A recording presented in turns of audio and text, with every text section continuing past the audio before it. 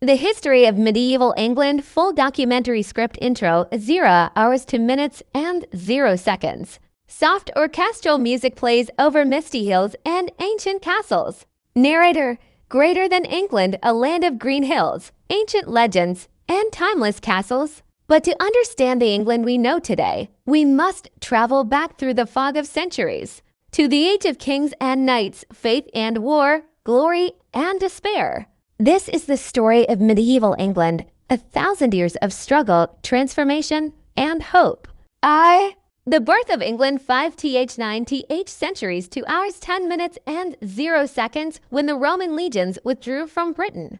Chaos followed. Into this vacuum came new peoples, the Anglo-Saxons and Jutes. They built wooden halls, small villages, and a new life among the ruins of empire. Their world was harsh but full of meaning, guided by courage, family, and faith. These early kingdoms, Wessex, Mercia, Northumbria, and Kent, began to shape the English identity. Christianity spread through missionaries like Street, Augustine of Canterbury, bringing literacy, hope, and unity to the divided lands. By the 8th century, monasteries became centers of knowledge and art, preserving wisdom in beautifully illuminated manuscripts. The Viking invasions 9th centuries, 10 hours 20 minutes and 0 seconds, but peace would not last. From across the northern seas came the Vikings, fierce warriors and skilled sailors. They raided monasteries, burned towns, and conquered great swathes of land known as the Danelaw. Yet the story of the Vikings in England is not just one of destruction. It is also one of integration. Many Norsemen settled, married local women, and became part of English life. Out of this storm arose King Alfred the Great, ruler of Wessex, a visionary leader who fought to unite his people and preserve learning. He built schools, reformed the army, and laid the foundation for a single English nation. The Norman Conquest 1066, 20 hours 30 minutes and 0 seconds. The year 1066 changed England forever. William, Duke of Normandy, invaded from France and defeated King Harold at the Battle of Hastings. On that battlefield, Old England died, and a new one was born. William the Conqueror crowned himself king and brought with him Norman knights, French language, and stone castles. He built fortresses like the Tower of London, symbols of his power and control. Under the feudal system, land was divided among lords, knights, and peasants, each owing loyalty to the one above. To understand his new kingdom, William ordered the creation of the Domesday Book, a detailed survey of all land and people in England. Faith and the power of the Church 30 hours 38 minutes and 0 seconds. Religion was at the heart of medieval life. The Catholic Church touched every part of existence, from birth to death, from harvest to war. To be alive in medieval England was to live beneath the shadow of the cross. Magnificent cathedrals rose across the land: Canterbury, York, Winchester, built over generations as acts of devotion. Monks and nuns devoted their lives to prayer, charity, and learning, copying books by hand and preserving the wisdom of the past. But the church also wielded immense power. Kings bowed to popes, and when they didn't, they faced rebellion or excommunication. The martyrdom of Thomas Becket, Archbishop of Canterbury, became a symbol of faith's conflict with royal power and of the people's devotion.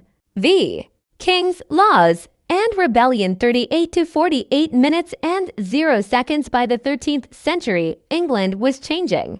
King John, known as John Lackland, faced rebellion from his barons after years of heavy taxes and failed wars. In 1215, they forced him to sign the Magna Carta, the Great Charter of Liberties. For the first time, the king's power was not absolute. Even a monarch was subject to the law. This moment planted the first seed of English democracy, an idea that would grow through the centuries. At the same time, England fought wars abroad, most famously the 100 Years' War against France. It was an age of knights, longbows, and chivalry when heroes like King Richard the Lionheart and Henry V inspired generations with tales of valor. The Black Death and Peasant Revolts 48 to 54 minutes and 0 seconds. Then came the darkest chapter of all. In 1348, the Black Death arrived, a plague that swept across Europe and killed nearly half of England's people. Entire villages vanished. Fields lay empty. The sound of church bells became the voice of grief. But from this tragedy came change. Labor was scarce, and peasants demanded better conditions and higher pay. When the nobles refused, the people rose up in the Peasants' Revolt of 1381, led by Wat Tyler. Though it was crushed, it marked a turning point.